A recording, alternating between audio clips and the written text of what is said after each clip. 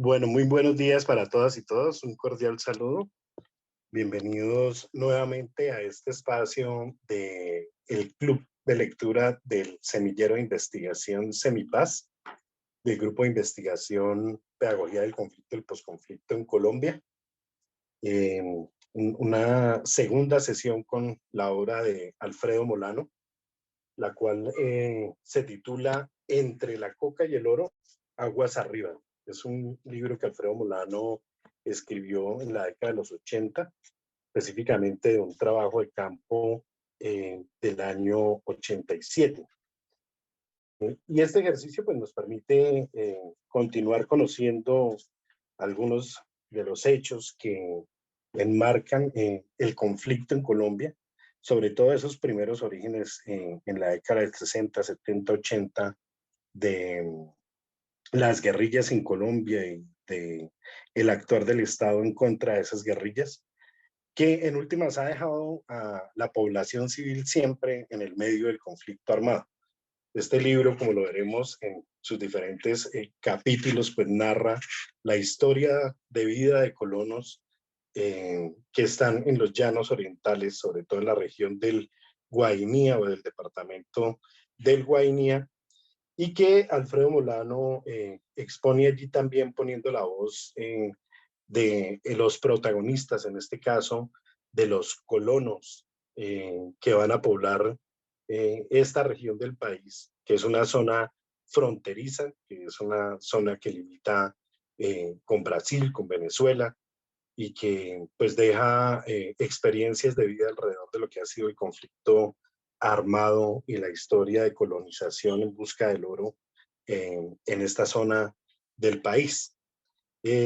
Agradezco la presencia de los integrantes del semillero de investigación, de la profesora Sandra Liliana Mejía, y de quien les habla el líder del grupo de investigación y del semillero, Eber Mauricio Mejía.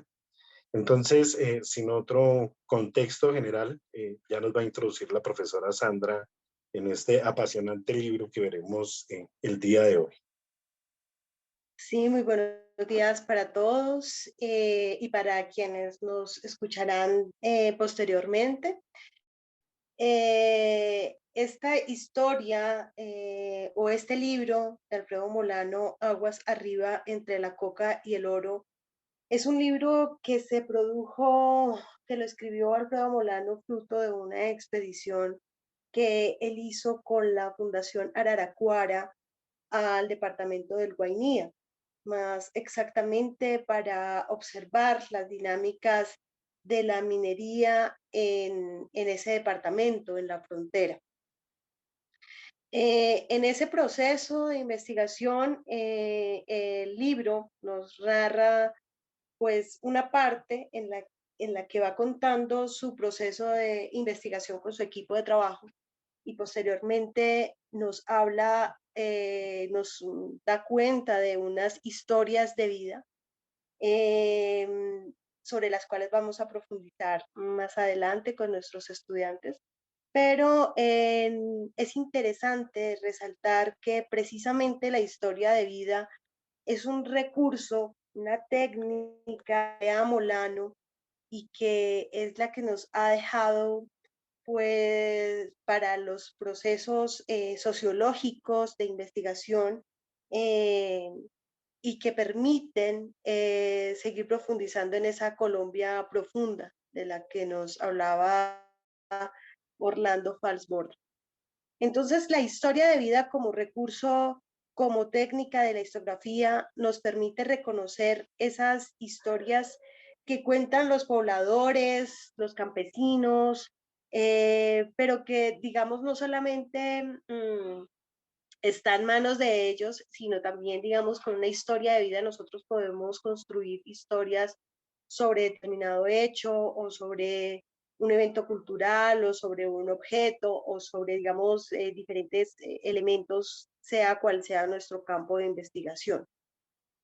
Entonces, básicamente la historia de vida lo que nos permite es poder encontrar esa historia profunda que no está en los escritos, sino que está en la gente.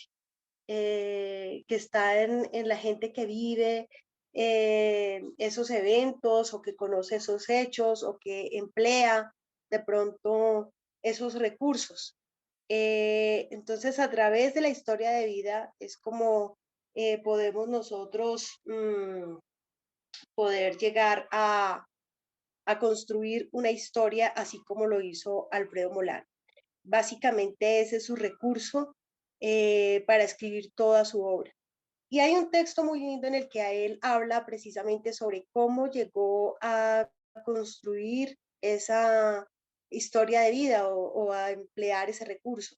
Y nos habla que él estaba en un momento en el que estaba definiendo su tesis en París y estaba pues construyendo su marco teórico, el cual pues digamos tuvo que pues digamos, investigar varios libros y se metió pues por la teoría marxista del valor y analizando los diferentes recursos, llegó su momento de hacer la historia de campo y vino a hacerla a Colombia, precisamente a los llanos, y se dio cuenta que él había recogido una cantidad de información de la cual pues no daba cuenta sobre el análisis sociológico desde la visión tradicional, ni daba cuenta de esa teoría marxista del valor que tanto había estudiado, ni tampoco le permitía hacer un análisis político eh,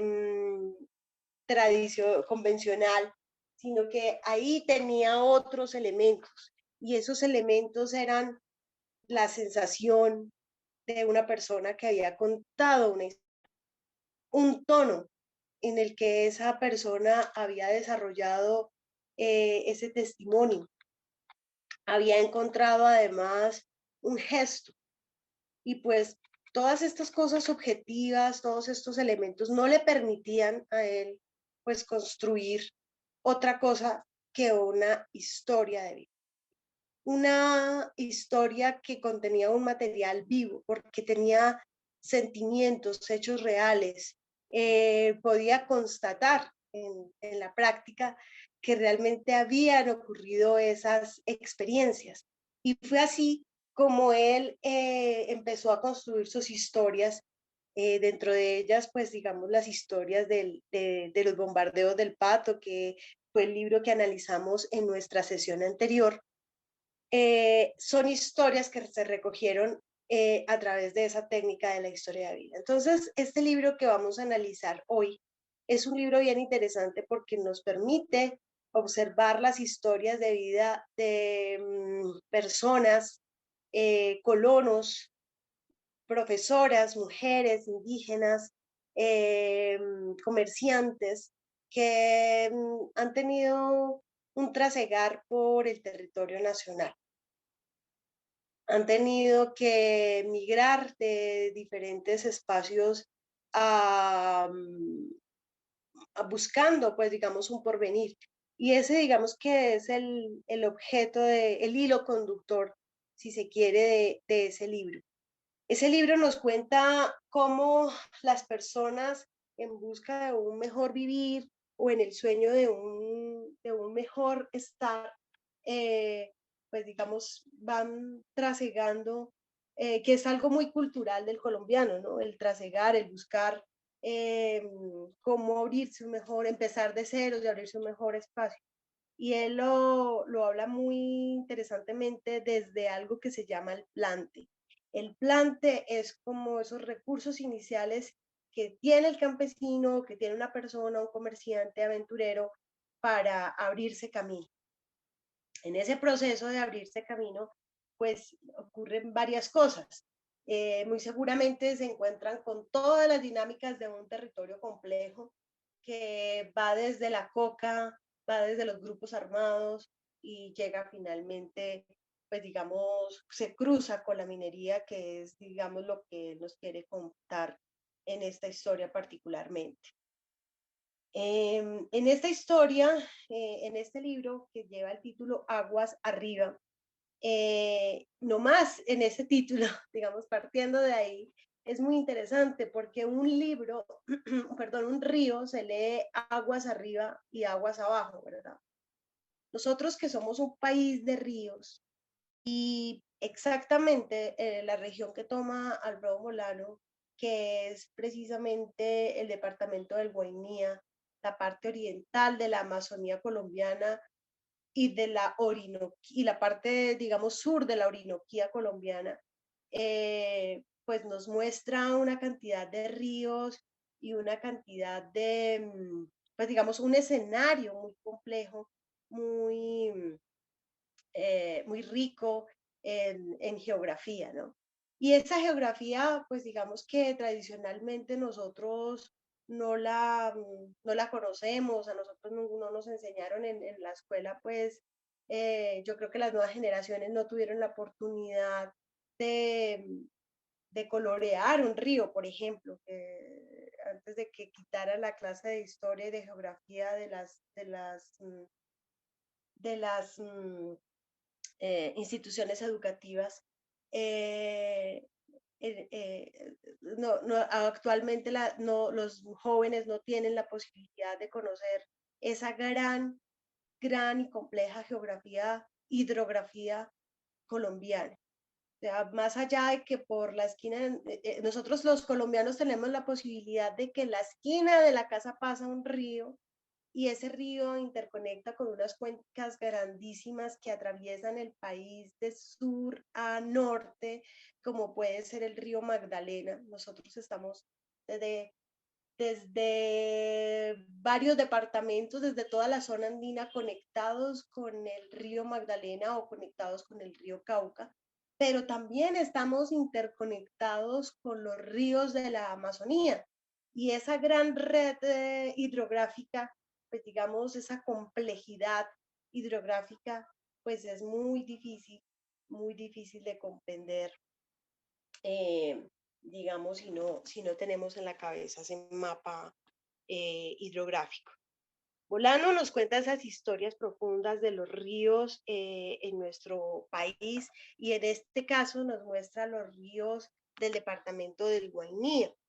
Si nosotros miramos en este mapa, donde dice, vamos viendo Mapiripana en la parte norte del mapa, bueno, vemos que este es el departamento del Guainía, perdón, este es el departamento del Guainía. El departamento del Guainía es un departamento muy complejo, limita con dos países, ahí observamos Brasil, observamos Venezuela, hay incluso una zona de triple frontera ahí al final de la península, donde está la punta, es una zona de triple frontera y está,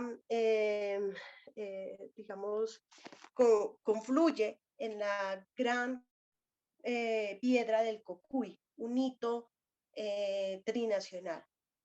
Esta confluencia de tres fronteras pues hace que sea un territorio muy dinámico, muy complejo, pero además al interior limita con las fronteras de Guaviare y de Bichada. De Guaviare proviene todo el suministro, todo el abastecimiento eh, de, de mercancías a Inírida, que es la capital del departamento. Tenemos, digamos, en esta red hidrográfica tenemos al río Guaviare como esa principal arteria, digamos, de provisión del departamento del Guainía, pero también tenemos otros ríos interesantes que pues digamos que en este mapa no están demarcados, pero son el río, por el norte tenemos el río Bichada, abajito del Guaviare tenemos al río Inírida y más abajito tenemos al río Guainía, que van a confluir con el río Orinoco y con el río Negro. Si nosotros miramos el borde del mapa, cómo va bajando de norte a sur, vamos viendo que en esa parte limítrofe tenemos dos ríos importantes, digamos tres ríos importantes. Tenemos el río Orinoco, tenemos el río Bichada perdón, tenemos el río Orinoco y tenemos el río Atabapo y tenemos el río Negro. Entonces, a través de esos ríos que son fronteras naturales con Venezuela, pues hemos tenido también otra compleja relación con los venezolanos por precisamente digamos, el derecho a la navegabilidad de esos ríos. Ha habido una disputa entre lo que es la Guardia Venezolana cuando navegamos por esos ríos. Entonces, en esos ríos podemos ver que hay, bueno, en el mismo libro nos cuentan cómo es precisamente esa, esa, esa relación, cómo la Guardia Venezolana en algún momento impide que los colombianos puedan tener una navegabilidad sobre el río y esto crea, pues, digamos, unas complejas relaciones ahí entre colombianos y venezolanos y son, digamos, como esa relación fronteriza doméstica que son las relaciones primarias de las relaciones binacionales. Entonces, digamos que en este libro encontramos un apasionante recorrido por nuestro territorio y encontramos como escenario principal la serranía del Naque.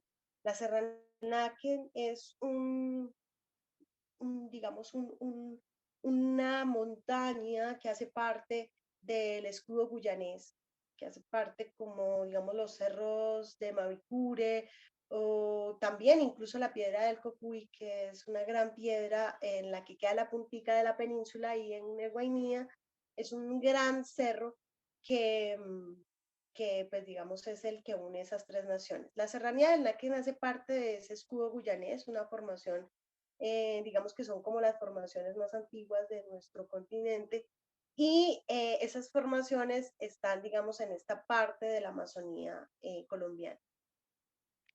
Esa relación también con ese gran, digamos, esa gran reserva de oro que se encuentra en la serranía del Naquén, pues ha llamado a todo tipo de gente a pensar que, pues digamos que allá el oro crece pues en los árboles, ¿no? O sea que es muy fácil encontrarlo y eso también nos lo relata de alguna manera el libro y crea unas expectativas frente a ese, digamos, frente a esas dinámicas de digamos, de desplazamiento eh, por digamos, por el escenario, por el territorio nacional. Entonces, tenemos tres elementos. Tenemos la historia de vida, tenemos un territorio complejo, que es el territorio de los ríos, y tenemos también un territorio que es el territorio de la serranía del Naquén, que es el oro del lugar. El desplazamiento y también tenemos una cultura que es la cultura del rebusque, la cultura del plante. Esa cultura pues nos lleva pues a iniciar empresas que son empresas muy complejas, empresas que llevan a las, digamos, como les decía, mujeres, comerciantes, que lo vamos a ver en las historias de vida, a buscar ese oro. Y a buscar ese oro sin tener un conocimiento sobre ese territorio, básicamente. Entonces, prácticamente que tenemos unas grandes empresas donde las personas se someten a unas aventuras muy complejas. Bueno, entonces quisiera darle paso ya a las diferentes historias de vida y luego volveremos a retomar sobre el mapa ya de una manera más puntual el tema de los ríos para explicar otros aspectos. Buenos días. Iniciamos entonces con el primer capítulo que se llama Chispas el Cabo y pues cuenta la historia precisamente de un soldado, pero antes de irnos para allá, sí vale la pena pues retomar algunas palabras de la profesora Sandra y es precisamente la complejidad del lugar en el que está ubicada la historia, que es precisamente el Guainía. Resulta que para llegar, o sea, Alfredo Molano nos comparte esta primera historia porque fue la primera persona con la que se encontró cuando realizó el viaje al Guainía. Este viaje lo realizó en 1988, pues a la comisaría del Guainía. Pues fue precisamente en busca de esas historias, pues atraído por el tema del oro que hay en el Naquén, ¿no? Entonces él va pues en una comisión con otras 3 personas más. Y entonces, pues él nos comparte cuando él llega allí, llega a Enírida precisamente. Entonces él inicia compartiendo la historia del hotel en el que él se encuentra hospedado, que se llama el Hotel El Safari. Pues es interesante porque, bueno, era un negocio, un gran negocio. Antes de que fuera hotel, era un centro recreativo. Los clientes de este hotel eran gringos, ¿sí? Extranjeros. El dueño pues tenía ese contacto con entidades extranjeras y lo que hacían era captar, por decir de alguna manera, personas que les gustaba la caza y la pesca. Y pues como el Guainía era un territorio virgen, podría decirse, y pues se prestaba para todo esto, era pues, podría decirse el ecoturismo de esa época, ¿no? Pero pues en esos momentos era un poco más difícil la situación, sin embargo, a través de estas fundaciones y capitales, pues ellos traían a los extranjeros, a los gringos, y ahí pues practicaban, y era pues un gran negocio. El señor pues tenía mucha plata, pero pues la gente lo odiaba, podríamos decir, por lo mismo, ¿no? Porque pues él se enriquecía, pero el beneficio era para él y pues el resto de la comunidad pues no tenía beneficios, pues era una forma de decir que era pues explotador, ¿no? Sin embargo, pues me imagino yo que por todo este resentimiento que había de las personas, ya él no pudo seguir realizando pues su labor como centro recreacional ahí en este lugar y pues quedó convertido en un hotel, es uno de los hoteles principales ahí en Puerto Inírida. Y ahí pues justo se hospedó Alfredo Molano con el resto de las personas que lo acompañaban. Cuando él llegó allí, justo en ese momento que él llega, hay como un ambiente pesado, ¿sí? O sea, la gente está como preocupada, como que no querían hablar, es un ambiente tenso. Entonces ellos empiezan como a preguntarle a algunas personas, pues, qué es lo que sucedía y empiezan a investigar y a verificar. Y lo que sucedía es que una persona, se llamaba Roberto, cuentan ahí, que era colombiano, que venía precisamente del Quindío, pero que había sido atraído también por el oro. Entonces llegó pues al Guainía pues en busca de oro, ¿no? Pero pues él al final pues no lo encontró, se rindió y decidió hacer pues un emprendimiento, un negocio distinto y era precisamente un cine ambulante. ¿Cómo lo hizo? Bueno, lo que pasa es que el Guainía pues limita con Venezuela, entonces digamos que eso ahí, pues ellos cruzan de un lado a otro y no había como esa restricción, bueno, entre comillas. Entonces el señor compró pues sus implementos en Venezuela, que era el televisor, un Betamax y todo lo que necesitaba para montar el negocio del cine ambulante. Y bueno, él le funcionaba, tenía pues sus ingresos, iba por todos los pueblitos de ahí del Guainía. Y sin embargo, pues en un cierto momento se le dañó, entonces él regresó a Venezuela a arreglar el televisor, que era pues el principal artefacto para pues él realizar su negocio. Entonces, ¿qué sucede? Que el día que él fue, era un domingo, todo estaba cerrado, entonces nadie pues lo atendió. Y las personas que estaban ahí pues le empezaron a pedir papeles, que eran venezolanos, por supuesto. Entonces él no, digamos que él refutó este hecho, entonces le querían quitar a él el televisor, que era pues su sustento. Entonces él, por no dejárselo quitar, por defenderse, hirió a uno de los venezolanos y a otro lo mató. Y esto pues era terrible, esta era la atención, porque generalmente aparecían personas muertas, pero eran colombianas, no venezolanas. Entonces este era como un ataque a Venezuela. Y esto hace que haya pues esta tensión, porque la Guardia Venezolana pues ya empezaba a requisar precisamente ahora pues al Guainía, a todas las personas, y pues el miedo era que cerraran la frontera, porque pues ustedes saben, se cierra la frontera y ya no hay víveres, pues todo se sube porque pues ya empieza la escasez. Entonces, esta era pues el ambiente en el que se encontraba pues Alfredo Molano en ese momento.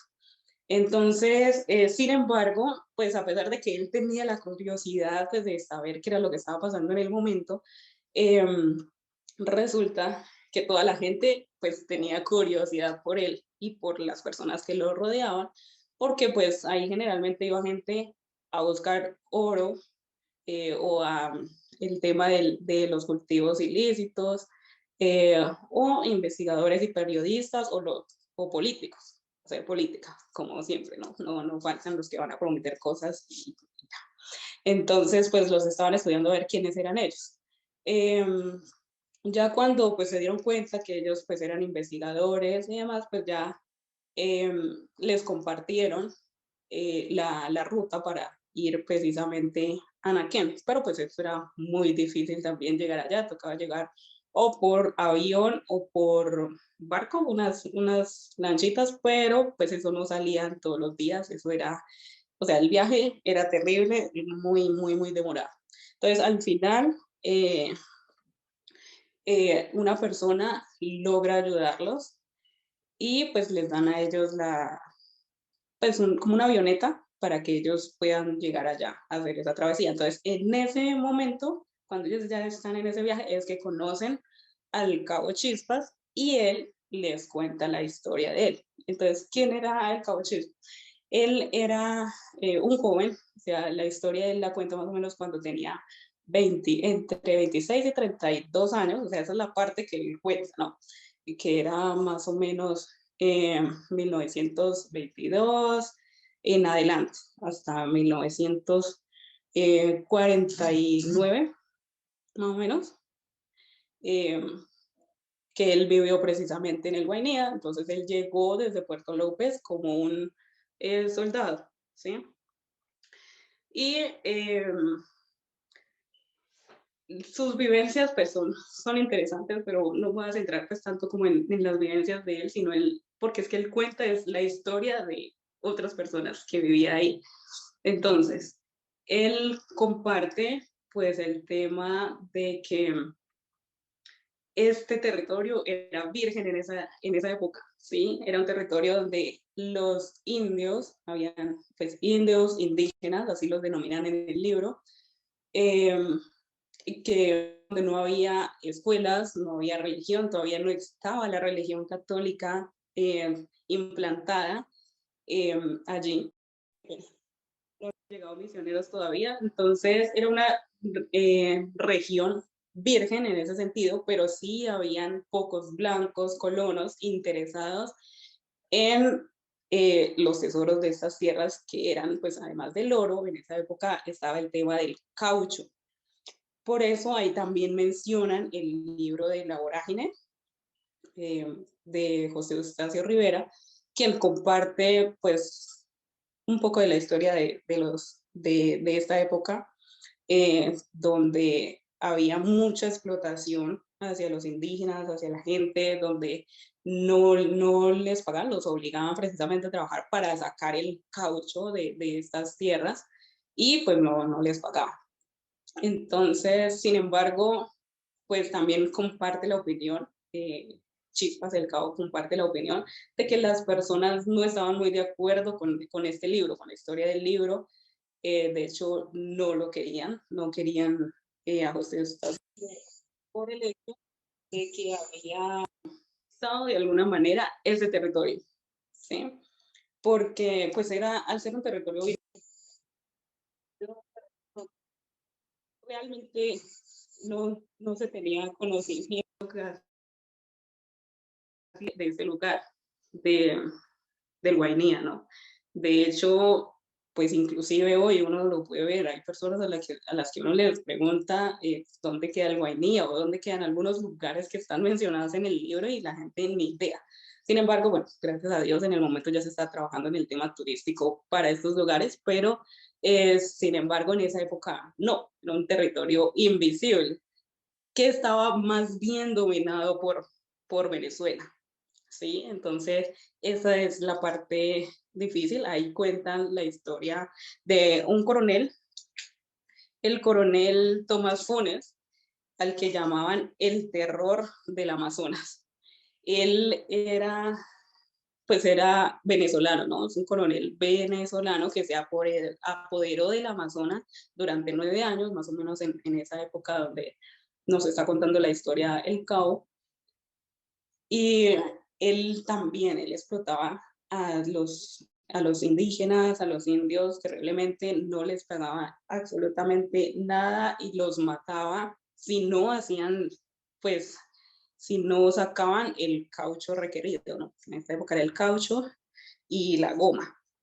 Entonces, o sea, la historia es terrible.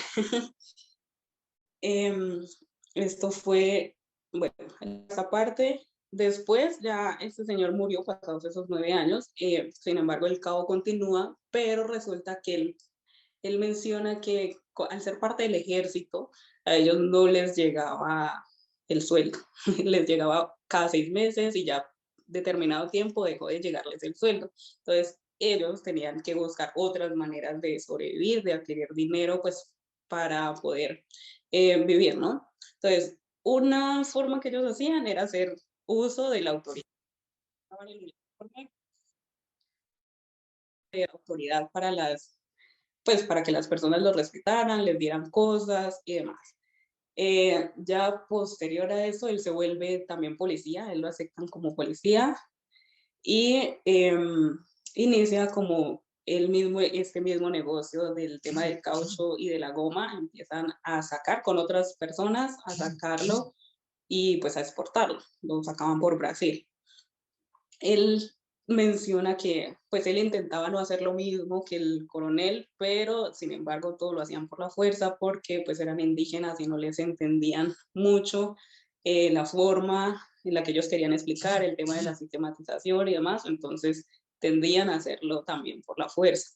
Entonces, aquí en toda esta parte se ve el tema de la explotación ambiental y el tema de que no todas las personas pues, podían tener esa vida digna.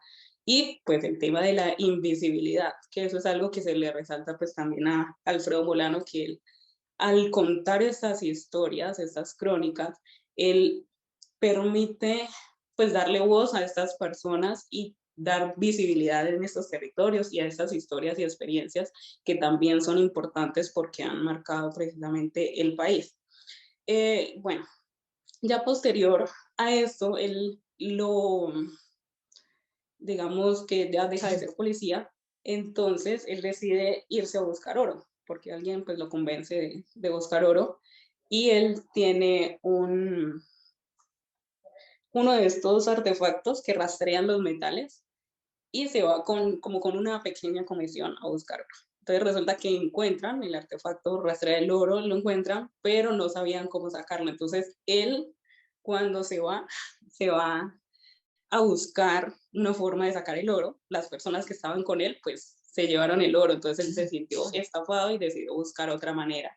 Entonces resulta que encontró una manera distinta, pero que sí es aterradora, podría decirse, que consistía en darles una bebida a los indígenas, sí, una bebida alucinógena, yo diría, y ellos pues les contaban precisamente dónde estaba el oro y ya pues para evitar los efectos de esta bebida tenían que amarrar a la persona al árbol y pues él sacar el oro. Él hizo esto, digamos que ahí finaliza la historia cuando él hacía pues estas prácticas y ya posteriormente decide no volverla a hacer para no sentirse tan culpable de parecerse precisamente al coronel Funes, que era terrible. Y ahí finaliza la historia de el cabo, del cabo Chispas, lo que él pues nos comparte. Y también comparte otras, y, digamos, ideologías del tema de las indígenas, que las indígenas, esto me pareció muy, muy curioso, llamó bastante la atención, y es que ellas podían estar con cualquier hombre antes de casarse, ¿sí? O sea, eran libres sexualmente hablando, pero una vez se casaban ya no podían estar pues, con nadie, ya eran de esa persona. Y donde algún otro hombre, digamos, las sonsacara, ahí empezaban las guerras. Entonces allí era como unas peleas familiares, peleas de familias, de títulos, que se generaban en todo este ambiente. Y bueno, ya los dejo para la siguiente historia. Muchas gracias, Gloria Muñoz, que es egresada de la universidad y hace parte de nuestro semillero de investigación Semipaz. Tenemos otro personaje, se llama La Gata, un personaje del que nos va a hablar Paola, quien también hace parte de nuestro semillero de investigación y a quien le doy la palabra. Bienvenida, Paola. Gracias, profesor. Paola Loaiza. Bueno, muchas gracias. Buenos días. Bueno, continuando con la historia, cuando Alfredo y los investigadores llegaron a Maimache, a la aldea Curripaca, Puerto Nigua, en Guainía, entraron al cenadero de Doña Rosa, a quien llamaban La Gata. El propietario de este establecimiento era el presidente de la Unión de Mineros, socio del presidente de la Unión Patriótica. Recordemos que en esa época la Unión Patriótica fue un intento de las FARC de hacer política y que al tratar de después salirse de las FARC, sus integrantes fueron asesinados por agentes del Estado, narcotraficantes y paramilitares, como para entrar en contexto ahí que todavía existía la Unión Patriótica. Bueno, volviendo a la historia, el presidente de la Unión Patriótica los había invitado al bar La Última Copa, que era de Doña Rosa. Tenía su negocio. Le decían así porque de ahí para allá la guerrilla prohibía el consumo de licor. ¿Sí? Puerto Nigua, según lo describen, era un pueblo donde se encontraban todos los excesos mineros. Habían como 30 residencias entre bares, cenaderos, a los cuales llegaban los mineros luego de vivir en los lavaderos de oro a emborracharse y vender su oro. En Maimache se encuentra gente de todo el país. Iño, Antioquia, se encontraba pues Valle, Tolima, Bogotá, gente que había mineado, raspadores de coca, taxistas, obreros, estudiantes, etcétera. Era una población de variados orígenes y trayectorias y condiciones. Bueno, también era un contexto machista, las relaciones que tenían los trabajadores con las damas eran de acuerdo de sociedad en el negocio, con iguales obligaciones y derechos, pero habían mujeres que iban de guisas, que eran las mujeres de oficio, que atendían al varón exclusivamente en el lavado de ropa y alimentación. La guerrilla consideraba vital intervenir estas relaciones, ya que repercutían en la economía y el orden público, dado los conflictos que se generaban pues, con estas relaciones, ¿no? Maimache es, según el texto, el centro comercial de toda la zona minera de la serranía de Naquén. El intercambio básico de oro por alimentos, ropa, útiles, aseo, licor, alojamiento, comida, prostitución, era desigual. Los mayoristas se ubicaban en Bogotá, Villavicencio y Puerto Inírida y les vendían a los intermediarios y les daban, les daban crédito para pagar en oro. Supongamos las gaseosas que llevaban a Maimache y todo esto costaban 250, mientras que en Bogotá costaban 40 pesos. ¿sí? Estas estrategias de despojo se manejaban, como para contextualizarlos, en donde se movía la gata, pero el inspector no hacía mucho porque tenía que sobrevivir y conservar su puesto, y las guerrillas pues no decían nada contra los abusos de los comerciantes. Nadie podía salir de Marmache sin el visto bueno del comandante de los alzados en armas, y se otorgaba a los individuos el paz y salvo para salir. De ahí, entonces, pues si los mineros no tenían suerte, pues no podían salir, estaban prácticamente presos. Entonces, de ahí es la historia donde vivía la gata, pero contándole pues a Alfredo Morado las inequidades que vivió en su vida. Ella era una maestra de aritmética, cívica y lectura en Cacayal, una vereda de Granada. En esta vereda los trabajadores de coca eran muy golosos y otros ni comían porque consumían mucho bazuco. Había muchos atracos y muertes por robarse la merca. En este contexto, pues ahí la hermana vivía con la hermana Susana, y un día el marido intentó matarla con una pistola, le disparó en la cadera, y entonces la gata, al ver a su hermana pues ensangrentada, la levantó y se fueron por el monte. Se le había partido el hueso, entonces terminaron en Villavicencio. Se escaparon del marido de su hermana con Adalberto y sus 3 hijos. La hermana tuvo 2 operaciones que acabaron con los ahorritos que tenía la gata. Entonces se fueron a Fome, que era donde crecieron y se sentían protegidas. Y ya cuando el dinero escaseó ahí, y la coca ya no era negocio porque se comercializaba muy barato, escucharon que en Guaní había oro y dejaron los niños internos en Puerto Inírida, y se fue ella con Alberto. Dejaron a la hermana en Villavo. Entonces, la gata trabajó de restaurantes, donde le echaron agua caliente en los pies, y después se fue para otro lugar donde conoció a otro dueño de una discoteca, el Volcán, que la dejaba vender papa y yuca y comida. Ahí ya había hecho ganancias porque entonces la coca traía mucha gente para trabajar y comerciantes, y ahí ya, entonces ella se independizó, pero resulta que llegó la hija de Sandra, de Susana, Sandra se llamaba, y le robó todo el dinerito ahorrado a la gata. La gata se desmoralizó y se fue de ahí para Maimache, que es donde el lugar que les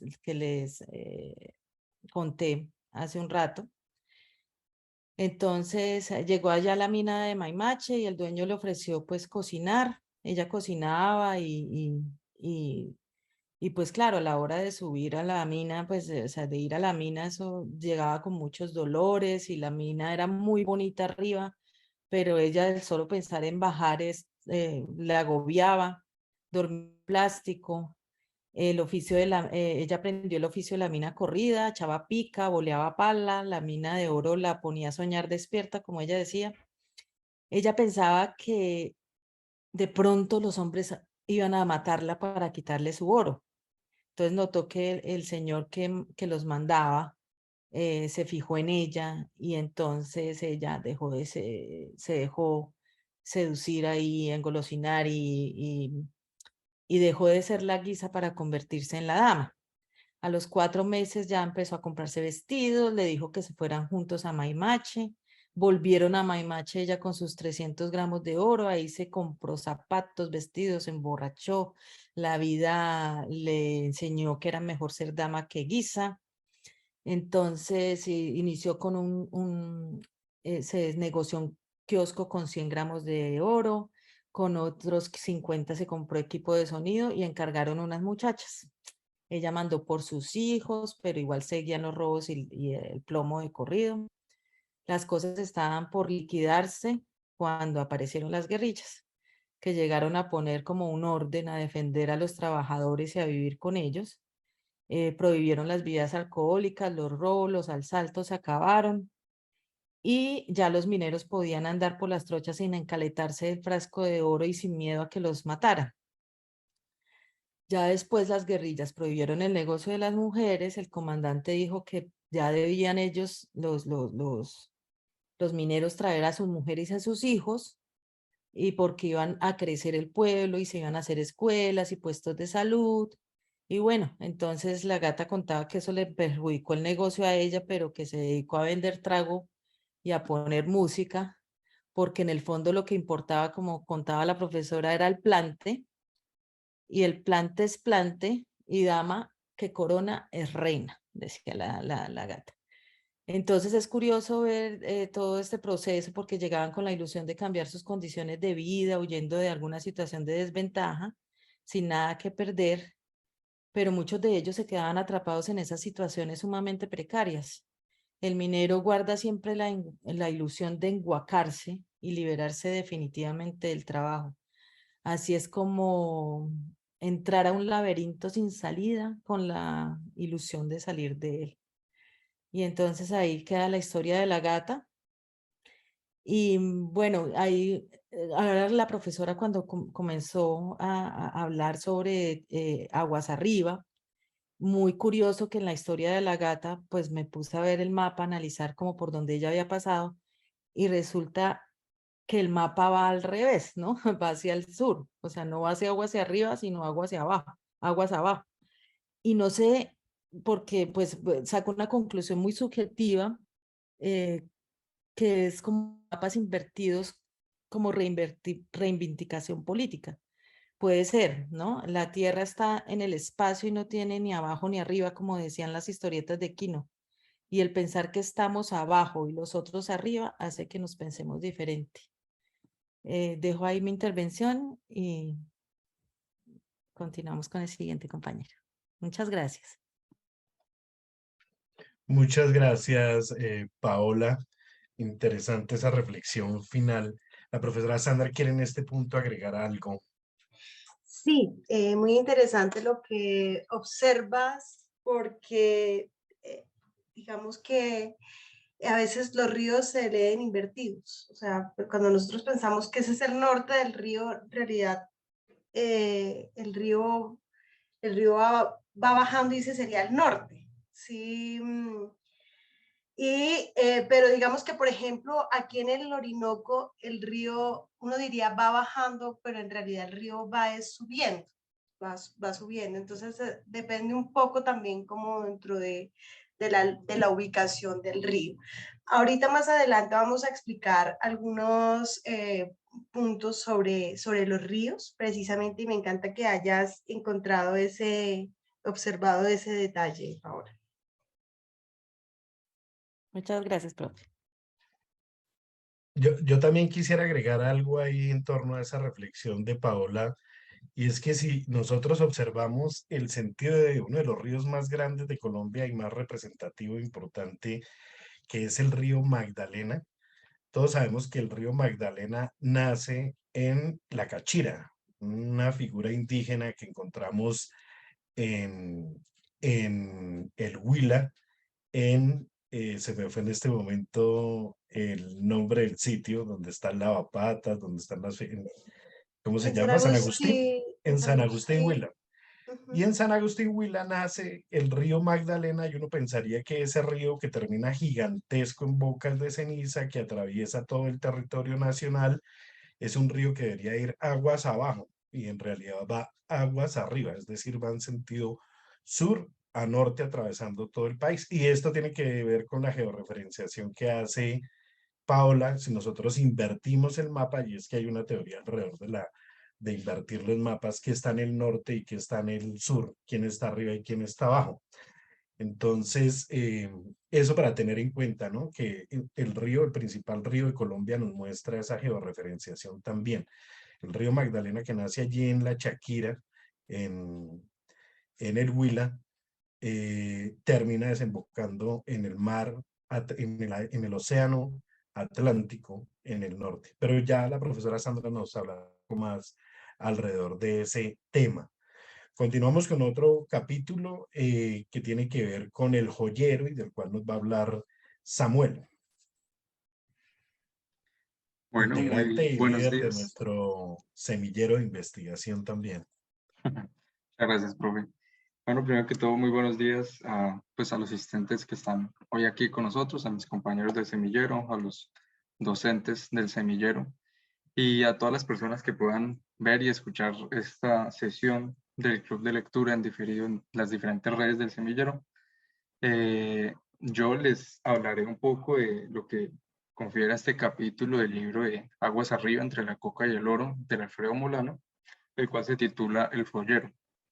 Este capítulo relata un poco la vivencia de este personaje de nombre de Don Ignacio, que era más conocido como el Joyero, y particularmente esta historia inicia en la capital, en Bogotá, ya que Don Ignacio el Joyero era un contador en Bogotá, que precisamente desde muy pequeño manifestaba como esa motivación en busca del oro, ya que ya con un sentido más de sentir, ya que él era muy apasionado por el oro, por la figura del oro, de poder manipularlo, le parecía muy bonito desde muy pequeño. Entonces, desde ese entonces empezó a tener como una fijación, más que todo como de hobby, hacia todo el tipo de la joyería y el oro, como una referencia importante. Pues él comenzó su carrera y su profesión como contador, mencionando siempre que manejaban grandes cifras, pero que el contador nunca se metía en el hoyo del problema. Simplemente daba las cifras si eran buenas o malas, pero se mantenían al mar. Con esto, él comenzó después a esa búsqueda como de buscar involucrarse en ese sentido como financiero y decidió dejar de lado su profesión como contador y comenzar su emprendimiento en el mundo de las joyas, por lo que entonces montó un local en la ciudad de Bogotá eh, con algunos ahorros y comenzó a trabajar al respecto. Comenzando desde ahí, tenía unos vecinos que comercializaban diferentes tipos de más que todo mercados y cervezas alrededor del país, lo que lo conectó con lo que viene siendo el contexto que hemos hablado todo el tiempo en esta sesión, que lo conectó con el departamento de Guainía, ya que estos vecinos, que eran los hermanos Alvarado, ellos comercializaban por esa zona también. Por lo que le comentaron que siendo La Guainía una zona minera de extracción de oro, debería hablarse con don Arturo, un reconocido comerciante, empresario del tema del oro y demás tipos de comercios en la zona que le podían ayudar un montón para lo que el joyero don Ignacio buscaba. Teniendo en cuenta esto, pues el joyero recibe ese contacto en una de esas visitas de don Arturo a Bogotá. El joyero lo acoge, prácticamente lo acompaña en toda su visita, realizando pagos y también cobrando el oro que el empresario don Arturo le llevaba al Banco de la República y el banco lo pagaba a un precio establecido. Y comenzando esto, pues ya empezó a generar una confianza con don Arturo.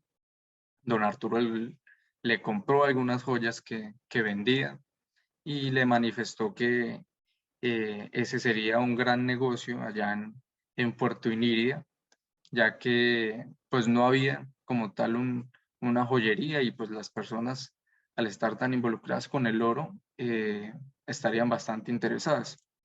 Pues esto le quedó en la mente del joyero y redondeó la idea varias semanas hasta que pues se decidió y decidió una vez más como involucrarse en lo que él mencionaba como aventurarse. Él mencionaba mucho que quien no arriesga no gana Entonces él buscó, y pues siempre con la bendición y la comunicación con su esposa, pues lograr dar ese paso, y se aventuró hacia Puerto Iniria. Ya él llegando, pues conoce un poco lo que es el contexto de esa región, a nivel social, cultural y político.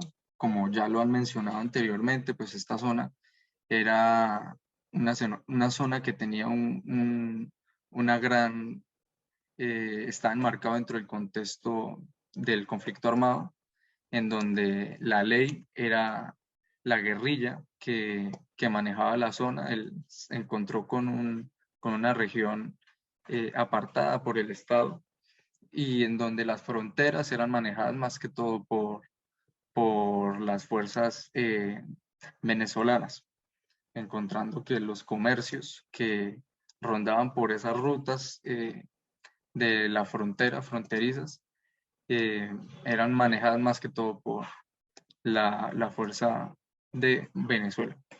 Entendiendo un poco este contexto, pues él llega, recibido por don Arturo. Don Arturo lo presenta con todas las personas del pueblo. Él empieza a colocar sus joyas, que colocar era dejarlas con las personas que estaban interesadas, y estas personas pues iban adquiriendo una deuda con él. Entonces él empezaba a colocar las diferentes joyas, no solamente con comerciantes, sino también con don Arturo.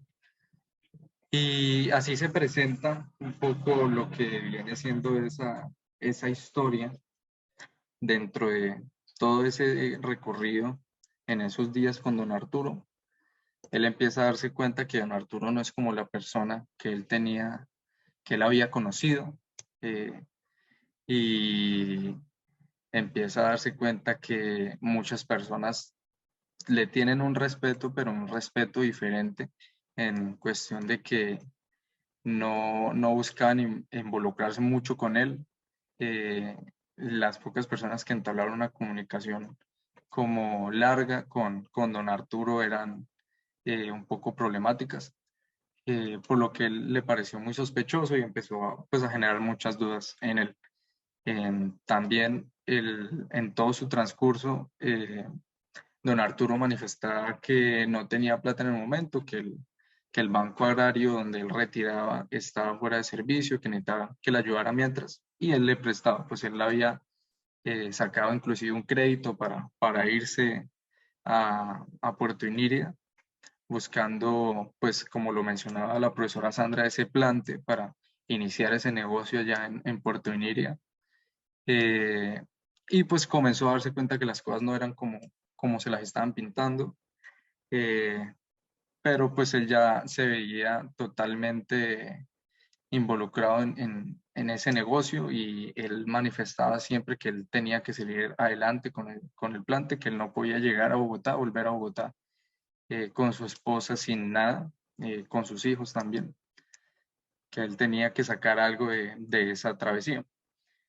Entonces, en ese momento, don Arturo le propone irse para Maimache, que es donde él tenía una de esas zonas mineras que tenía sus obreros, y para que lo acompañara y pudiera comprar el oro pues mucho más barato. Teniendo esto en cuenta, pues se van los dos de Puerto Inírida a Maimache, que es a una distancia que tuvieron que coger una avioneta hasta un punto. Desde ese punto realizar un trayecto caminando pues por toda esta zona amazónica, a pie, hasta un punto donde don Arturo tenía una plancha, una especie de lancha, y recorrer gran parte del río y llegar hasta Maimache. En todo este transcurso de este viaje, don Arturo seguía con esa actitud muy diferente a la que conocía el joyero, y básicamente dentro de ese transcurso los dos se separaron. O sea, iban juntos hacia el mismo lado, pero dentro de gran parte de ese transcurso nunca se se dirigieron la palabra.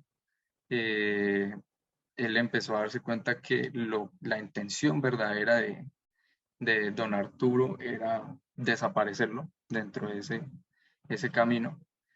Y dentro de esa psicosis que ya estaba metida el joyero, él estaba ya un poco resignado y aturdido con la situación, cuando en un momento, navegando en el río, donde don Arturo iba en la parte trasera, manejando el motor y pues la lancha, y el joyero iba en la parte de adelante, un poco en la punta, comienza a notar que entre más avanzaban, don Arturo más se ponía como nervioso, estaba muy ansioso. En eso ve pasar una canoa con algunos indígenas de la zona, y cuando los logran pasar, cuando ellos pasan, se apaga la lancha.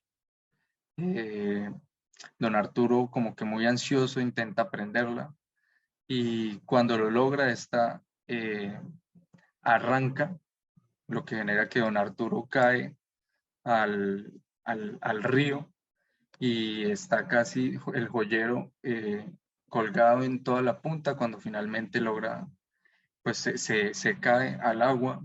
El joyero pues no sabía nadar del todo bien, por lo que resultó en una situación bastante trágica. En lo que él medio podía alzar la cara, él ya veía a don Arturo en la lancha encima, pero tratando no de salvarlo, sino de salvar el maletín de las joyas. Dentro de eso, pues ya la resignación en el joyero pues había crecido y había casi que aceptado su muerte, el ahogamiento que estaba sintiendo. Cuando una mano lo rescata y lo saca del agua, y era uno de los indígenas que lo terminan rescatando. Ya después él se despierta dentro de la zona, el resguardo indígena que los llevaron, y pues logra ahí convivir.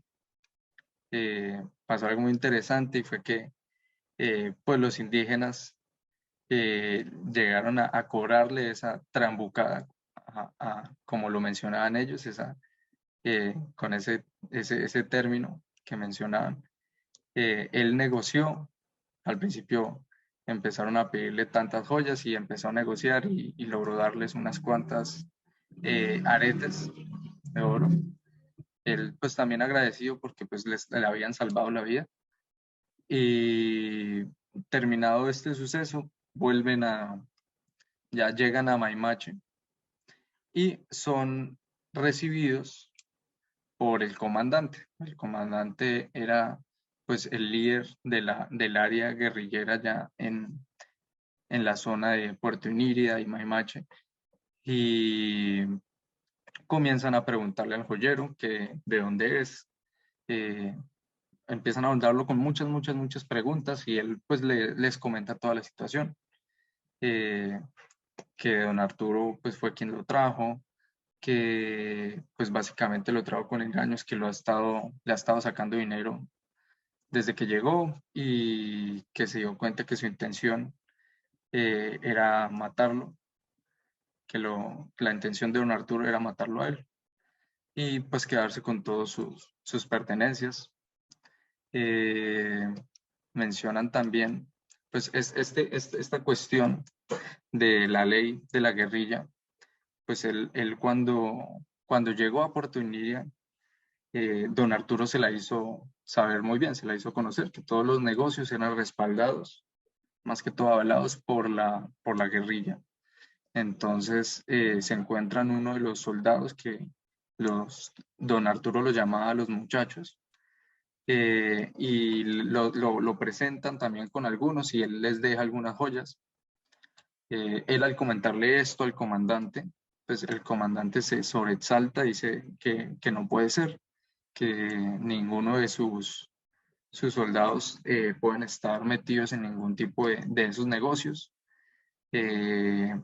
por lo que pues llama a don Arturo, y pues le hace las reclamaciones, y básicamente le da un ultimátum a don Arturo, en el cual debía pues dejar ese tipo de negocios, sobre todo con sus soldados, y que debía pagarle toda suma de dinero o demás cuestión al joyero. Pues terminado esto vuelven, el don Arturo pues cumple con las directrices que le da el comandante, y ya el joyero puede llamar a su esposa y terminar por dejar la región para volver a Bogotá. Esta fue como un resumen muy general de todo lo que fue esos relatos del joyero, de don Ignacio, que mencionaba que pues él logró, pues después de esa travesía y esa sensación tan horrible, más que todo causada por don Arturo, las ganancias que pudo obtener fueron buenas, y él siguió teniendo contacto con algunos comerciantes y únicamente con el centro de Puerto Iniria, lo que logró pues dar finalmente con el contacto de Alfredo Molano y estos investigadores sociales que después pudieron hacer pública su historia. Y aquí podemos sacar cosas que lo que hace un poco el abandono del Estado a ciertas partes del territorio, en donde la ley la toma es pues la guerrilla, de cierto modo, para ejercer un orden, donde irónica y curiosamente para el bien del joyero fue la misma guerrilla lo que salvó en cierta parte al joyero, la guerrilla y pues estos asentamientos indígenas.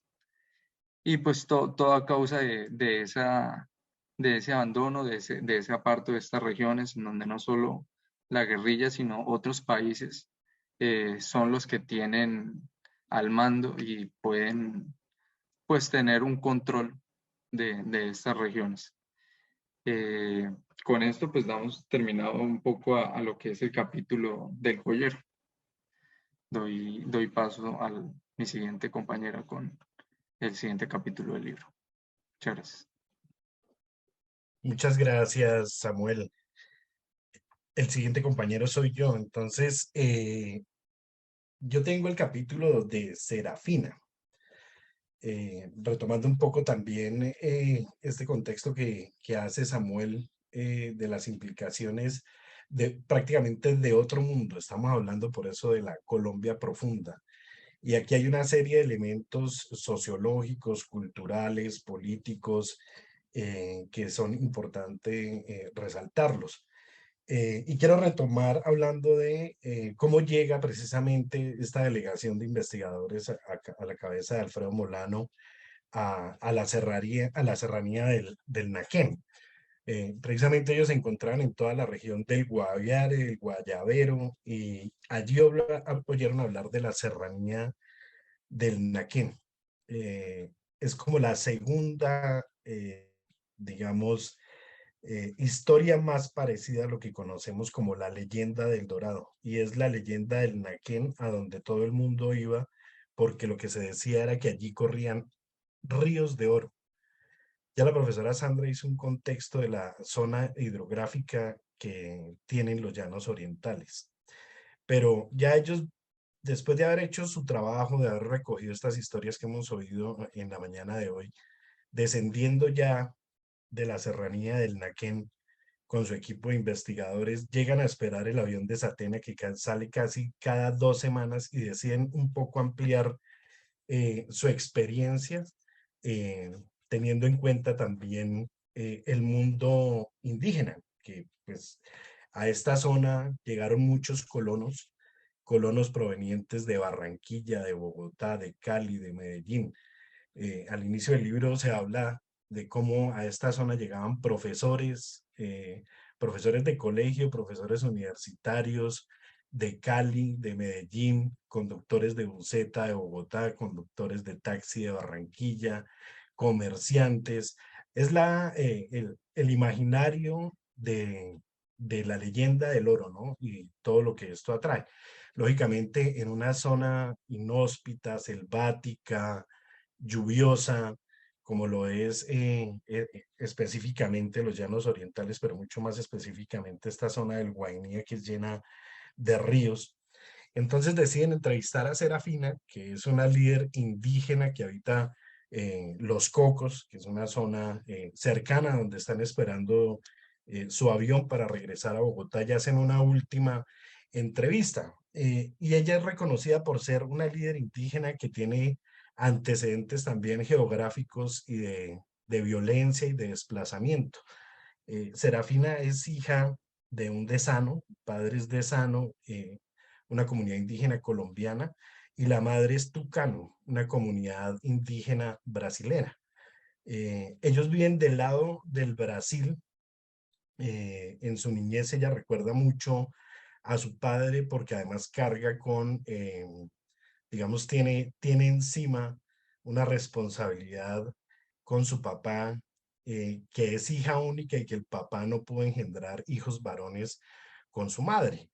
Y esto a ella la afectó mucho durante su niñez, pero siempre fue una seguidora oculta porque no podía participar de los ritos ni de los mitos que su padre podría dejar solo a un hijo varón, y por solo tener una hija mujer, eh, pues no se los podía compartir y no la podía formar, como es tradicionalmente la manera como se delega el poder en estas comunidades indígenas. En todo caso, Serafín también, de ese padre que es un cacique emplumado adicionalmente, y que ella cuenta la historia en su niñez porque estudiaba en Brasil en un internado que se llama Yabarate. Y en Yabarate empieza a existir una persecución por parte de la policía brasilera a quienes tengan descendencia o ascendencia colombiana. Entonces ellos sufren allí un primer desplazamiento y tienen que trasladarse de la zona del Brasil porque están, digamos, en el límite de los ríos. Allí está el río Cariri, el río Baupés, entre otros. Pero específicamente ellos retoman la zona colombiana, continúan con sus prácticas ancestrales. Como lo mencionó, ella no podía practicar, pero en la madrugada se levantaba para ver cómo su padre, un cacique, se reunía con el payé, que es el brujo de la comunidad, y hacían ritos para recibir a otras comunidades indígenas, tanto del Brasil como de Colombia. Y ella narra su historia a partir principalmente de, después de sufrir ese desplazamiento del Brasil y trasladar su familia al lado colombiano porque la madre prefería vivir del lado brasilero, entre otras cosas porque allí estaba su familia, sus tradiciones, etcétera, pero pues fueron desplazados. Se enfrentan a un segundo ciclo de violencia allí con otras comunidades indígenas. Recordemos también que el poder, el territorio, se enmarca dentro de la geopolítica y el análisis dentro de las comunidades. Y narra su historia a lo largo de una narrativa de las festividades que se celebraban entre comunidades indígenas. Entonces hay toda una preparación, es todo lo mítico, lo simbólico, lo cultural, alrededor de cómo socializan entre comunidades indígenas, que en ocasiones puede ser amigable, pero también está de por medio la guerra y la muerte. Y por eso estos caciques se apoyan mucho en los payés de su comunidad, quienes les indican que, bueno, siempre que viene una comunidad indígena, aquí vamos a hacer las malocas, vamos a preparar el moqueado, vamos a hacer la fariña, el plante, los parientes, digamos, aquí hay todo un lenguaje, el cochano, que es el oro, el moqueado, que es, digamos, ahumar la carne, el plante, que es el plante del negocio de las historias que todos han contado acá, los parientes, que son los indígenas, el siringa, yagé, las bebidas alucinantes, etc. Alrededor de toda esa preparación, el paye le indica a este cacique que la comunidad que viene y para la cual se está haciendo toda esta preparación, porque adicionalmente se le construye una maloca para recibir a esos hombres y mujeres, a los líderes y a los payés, es decir, a los caciques y a los payés de la otra comunidad, a las mujeres, a los guerreros, otra maloca donde se disponen las armas y otra maloca donde está la comunidad que va a recibir a esta tribu que viene de visita. Y el payé le advierte en uno de esos ríos en horas de la madrugada, con una piedra cristalina que tiene, que no es una esmeralda, sino que es transparente, y en la que observa que no vienen con buenas intenciones estos visitantes, pero en todo caso los preparativos de las carnes, de los granos, de la estadía, se hacen como si vinieran con buenas intenciones. De hecho, llegan, se saludan, intercambian regalos, intercambian presentes, se reúnen los niños con los niños, los guerreros con los guerreros, las mujeres con las mujeres, y los hombres y caciques o hombres de poder con los hombres y caciques y hombres de poder de la otra comunidad. A partir de allí se hace toda una celebración, la toma correspondiente de chicha durante 3 días, y al tercer día de estar en el festejo de recibir a esta comunidad, precisamente los guerreros de la comunidad visitante toman al padre de Serafina, lo toman en un momento desprevenido y pues bajo los efectos del yagé, del alcohol, de 3 días de celebraciones, y lo someten. Digamos que como ya había estado advertido por su payé, ellos estaban preparados para una respuesta porque no venían en buenos términos estos visitantes, y logran vencer a esa tribu y desterrarlos, incluso haciéndoles una contraprestación por haber sido derrotados en animales, en hombres, en armas, para recibir la compensación por esa derrota. Sin embargo, esto demarca un desplazamiento posterior de esa región y de esa zona, porque la tribu indígena sigue siendo un enemigo que se hace presente y del cual los taitas advierten al padre de Serafina, y tienen otro desplazamiento. Ellos van teniendo un desplazamiento por todo el Guainía a través del río Carari, y estamos hablando del Baupés y de Guainía y de los límites también con el Guaviare. Ellos tienen un desplazamiento constante, entonces prácticamente tienen que ir abandonando por ese desplazamiento todos esos ritos, todos esos mitos, todas esas prácticas ancestrales que los van sacando hacia donde hay más presencia del hombre blanco. Y en ese trasegar, en ese desplazamiento, también se encuentran, porque el padre de Serafina decide irse hacia donde está establecido uno de sus sobrinos, que tiene una influencia muy directa de un personaje que aparece acá, que es Sofía Müller. Sofía Müller es una mujer nacida en Nueva York, es una misionera que vino al Baupés, a Guainía, a instaurar su legado religioso, y adicionalmente con mucho éxito, porque además es muy conocido ese proceso de aculturamiento religioso que tienen estas comunidades indígenas, pero que también se reflejan a través del relato de Serafina, de cómo se convirtieron al protestantismo estas comunidades indígenas en una lucha constante con las comunidades religiosas, con la Compañía de María o con las obras religiosas del padre Félix Cuervo y de Toribio Gil. Esa confrontación y este segundo momento que estoy narrando y que narra Molano, pues tiene bastantes discrepancias en esta comunidad que llega donde ese sobrino, para poderse reinstalar y tener, digamos, sus tradiciones, y es que quieren ser convertidos o los quieren convertir, digamos, la comunidad que lo recibe, a esta práctica protestante, donde adicionalmente narra cómo personas que están enfermas son medicadas en la noche, y en la mañana se muestran actos litúrgicos para mostrar cómo es que van sanando por milagro y obra de Dios los enfermos. Y lo que pasa es que precisamente el sobrino de este cacique es quien les proporciona los medicamentos que Sofía Müller le entrega, medicamentos químicos a estos enfermos para que logren recuperarse, y después algo con lo que el padre de Serafina no está de acuerdo, y deciden tomar un nuevo desplazamiento con el acompañamiento ahora de una comunidad religiosa, que es la de los padres Félix Cuervo y Toribio Gil, en otra zona del Guainía y en la cual ellos pretenden fijar allí o asentarse definitivamente. Sin embargo, pues con esta comunidad religiosa se logra llegar a ciertos acuerdos, sobre todo en que ellos no están acostumbrados ni van a recibir un adoctrinamiento religioso. El padre de Serafina lo que dice es, el hombre blanco le gusta hablar mucho, nosotros escuchamos, pero nosotros tenemos nuestras concepciones de adoración y no las vamos a cambiar. Entonces es una lucha constante, una resistencia frente a ese intento de aculturización, sobre todo desde el punto de vista religioso, en el que logran tener un asentamiento no de mucho tiempo, pero sí de llegar a ciertos acuerdos en que se les permita beber chicha, por ejemplo, que se les permita celebrar sus festividades, que se les permita enterrar a sus muertos de acuerdo a sus tradiciones, en una maloca propia, con sus armas, con sus pertenencias, etc.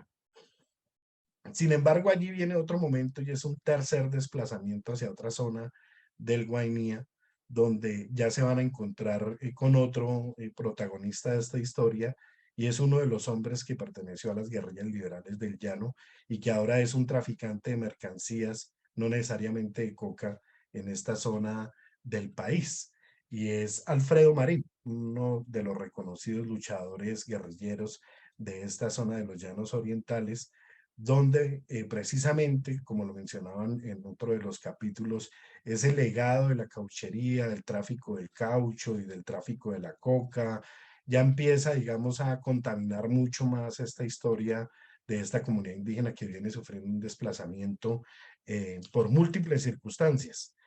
Serafina, que habla 4 idiomas, que habla español, que habla portugués, que habla de sano, habla tucano, que tuvo la posibilidad de irse a estudiar al extranjero, pues decide quedarse en esta zona luego de la muerte de su padre. El cacique muere ya en este trasegar que vengo narrando, que está atravesado por la religión, por la política, pero también por el misticismo y por la cultura, en el que ya Serafina se casa con un lugareño, hace un asentamiento, ese asentamiento de los Cocos, y es el cual lidera actualmente y por el cual Alfredo Molano y los demás investigadores la conocen, que es alguien que también conoció y que anduvo la serranía del Naquén, del Maimache, que conoció sus historias, que el esposo de Serafina comercia con ciertas fibras que intercambia con este hombre aquí a donde llegaba a hacer negocios, lo primero que decía era ¡viva el Partido Liberal! Entonces aquí ya hay un componente político del bipartidismo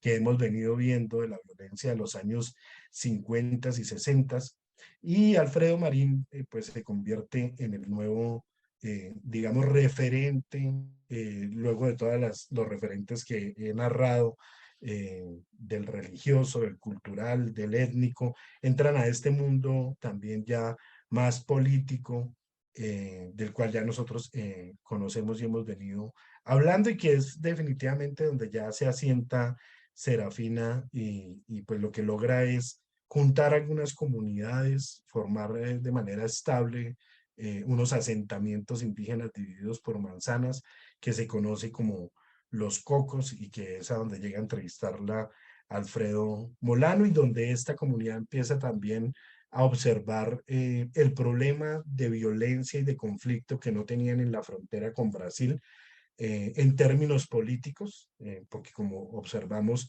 vienen siendo víctimas de un desplazamiento forzado, vienen siendo víctimas también de esa confrontación cultural, de la incidencia religiosa, y pues lo que permite a Molano es precisamente tratar de evidenciar un poco esa realidad, que esta sí sería la Colombia profunda, ¿sí? Lugares inhóspitos donde también las comunidades tienen que enfrentarse con otras tribus indígenas, con la religión que también llega hasta esas zonas, y lo que se narra en otros capítulos, ¿no? Ya la regulación de actores armados o actores políticos y asentamientos mucho más cercanos ya a, ¿cómo denominarlo allí? No la Colombia tan profunda, sino ya, digamos, un poco más afuera de lo que es el hábitat natural de estas comunidades indígenas. Entonces, haciendo un poco referencia a esos elementos sociológicos, políticos, culturales, religiosos, se termina este relato por parte de Alfredo Molano con la espera de su avión que los va a sacar de la Guainía y los va a llevar a Bogotá nuevamente para escribir este libro en 1988. Creo que aquí la profesora Sandra quiere hacer un cierre y entonces le damos la palabra para que terminemos en tiempo. Gracias a todos. Bueno, muchas gracias por esas relatorías. Esta es una imagen del puerto de Inírida actual. Podemos ver cómo hay una cultura de río. Este es el río Inírida. Y vemos pues una gran cantidad de movimiento en torno a las dinámicas propias de un puerto de la Amazonía. Como les comentaba, Inírida se abastece básicamente de todo lo que viene por el río Guaviare, y el puerto de Guaviare se abastece del centro del país. Entonces aquí llega una gran cantidad de mercancías que provienen desde Bogotá. Aquí, pues digamos que estos cargamentos vienen cargados de materiales para construcción, materiales para electrodomésticos, una gran cantidad de mercancías, y hay un mercado muy local que es la fariña, el plátano, que ya es un mercado más indígena. Pero bueno, esta fotografía para expresar, de aquí tenemos la chatarra, que es con la que se regresan esas embarcaciones. Estas embarcaciones vienen cargadas de todas esas mercancías, pero pues se regresan solamente con chatarra. Y aquí tenemos entonces una imagen que nos permite ver cómo pues esas historias que nos cuenta Alfredo Molano son historias que no las vamos a encontrar en los libros académicos, sino que están en la misma vida, ¿no? Entonces, esta es una imagen del río Guaviare cuando empieza a unirse con el río Inírida. El río Guaviare es un río andino, es el río lechoso, es un río que después de ese largo trayecto viene a encontrarse con este río Inírida, que es un río negro, es un río de taninos, es un río no porque esté sucio, sino porque, digamos, no viene, este río es lechoso porque viene arrastrando lodos de la cordillera de los Andes. Este río es negro porque en la Amazonía los ríos son negros por la cantidad de materia orgánica que reciben. Y bueno, quería mostrarles finalmente estos mapas para mostrarles que esta parte de la Amazonía colombiana es una parte que continúa siendo habitada pues por las comunidades indígenas mayoritariamente, que es un territorio que bajo las figuras de resguardo se ha logrado pues y pese a todas esas economías extractivas, ha logrado aún conservar gran parte de sus bosques, de su selva.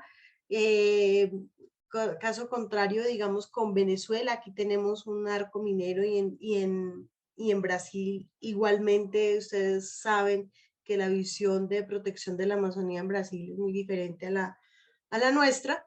Pero digamos que cuando nosotros hablamos de territorios olvidados, territorios distanciados, territorios como pareciera que allá no ocurre nada, pero quería mostrar que es un territorio que está, digamos, poblado por comunidades ancestrales, por comunidades indígenas que han venido teniendo esa, digamos, contacto y esa fusión durante muchos años con el colono y con todos estos procesos de las mismas economías extractivas que hacen que estén, digamos, ahora mucho más dependientes de ese mercado, si se quiere, occidental.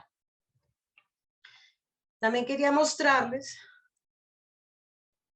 Este mapa donde tenemos la serranía del Naquén, se encuentra ubicada acá, pero para, digamos, llegar aquí a la serranía del Naquén, y como nos lo cuenta Alfredo Molano, pues digamos que es toda una travesía. O sea, primero, digamos que la forma como podemos llegar allá, como se llega a la Amazonía, pues básicamente que es por los ríos, pero también, digamos, por vía fluvial, sin embargo, por vía aérea, pero sin embargo, digamos, son aviones DC-3, son aviones obsoletos, son aviones que también esos aeródromos están en situaciones, pues, digamos que son básicamente una pista, una carretera que más medio arreglan para que aterricen una avioneta.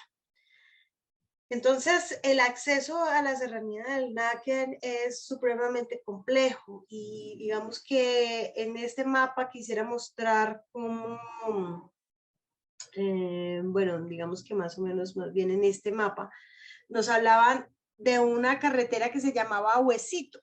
Esa carretera de Huesito, digamos, uno tiene que llegar a Inírida, navegar unas 2 horas y llegar a un puerto fluvial que se llama Huesito, y de Huesito, tal como nos lo describía Alfredo Molano, se embarcan en unos tractores que han sido adaptados como si fueran buses y tienen una travesía supremamente larga para poder llegar hasta Puerto Colombia y de Puerto Colombia poder llegar a la serranía del Naquén a Maimacha. Entonces, digamos que son travesías gigantes, extremas, en temperaturas extremas, en condiciones pues extremas. Y bueno, finalmente quisiera mostrarles que esta dinámica con las fronteras, pues digamos, está atravesada por las relaciones con los ríos y que los ríos nos permiten una interconexión muy interesante con el mundo. Si nosotros, digamos, bajamos por el río Orinoco, luego el río Orinoco entra al territorio, pero en realidad el río Orinoco viene en ascenso desde aquí, desde el Amazonas, desde el Amazonas no, sino desde el estado Amazonas en Venezuela, digamos, viene bajando, ¿no? Viene bajando porque la dinámica de los ríos es la cuenca alta es donde nace, la cuenca baja donde desemboca. Entonces, digamos que viene subiendo el río, viene subiendo y nos permite tener contar con, digamos, una parte de ese río aquí en el territorio colombiano. Y se une con el río Negro por el brazo del Quiasiquiare. El brazo del Quiasiquiare es un río que nos permite conectar estas dos grandes cuencas que son por un lado la de la Amazonía, porque el río Negro nos permite conectarnos aquí con el río Amazonas. Este llega hasta Manaos y ahí ya entramos al río Amazonas. Entonces este río Negro unido por el Quiasiquiare nos permite unir dos grandes cuencas que son la cuenca del Orinoco y la cuenca del Amazonas. Y esto nos permite, pues digamos, tener una salida a los dos, al océano Atlántico, tanto por el Orinoco como por el Amazonas. Esto lo ha visto precisamente las economías extractivas y por eso muchas veces, por eso esta dinámica de la minería y del tigrilleo y del caucho y de la coca, pues digamos, se montan estos grandes corredores de la Amazonía y pues tristemente la ausencia estatal favorece a esas economías, ¿no? Favorece que los que empleen esos territorios y usufructen en esos territorios sean precisamente esas economías, esos actores ilegales que trafican esas economías extractivas. Para finalizar, quisiera comentarles que en todo caso, pues esta parte del sur de la Amazonía, con esta parte del oriente de la Amazonía, que es el Baupés, y el departamento del Amazonas con su trapecio amazónico que nos permite la salida al Amazonas, pues digamos que son, pese a todo, las áreas más conservadas de nuestra Amazonía colombiana.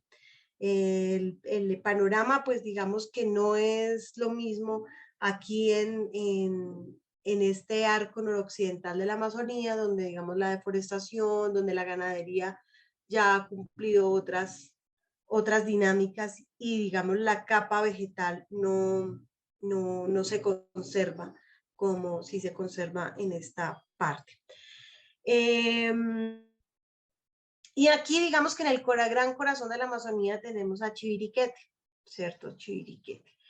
Y bueno, digamos, quería como contarles este gran contexto para poder complementar algunas de las descripciones que vimos en esos capítulos y también poder, pues, digamos, motivarlos a que conozcamos mucho más nuestro territorio y a que, sobre todo, en nuestras tesis, en nuestros proyectos de investigación, profundicemos sobre la técnica de la historia de vida como un recurso precisamente para recoger esas historias de vida de los territorios que no están en ninguna otra parte. Entonces, agradecerles mucho su participación, su lectura. Bueno, y con esto entonces cerramos nuestro... Sí, profesora Sandra, muchas gracias.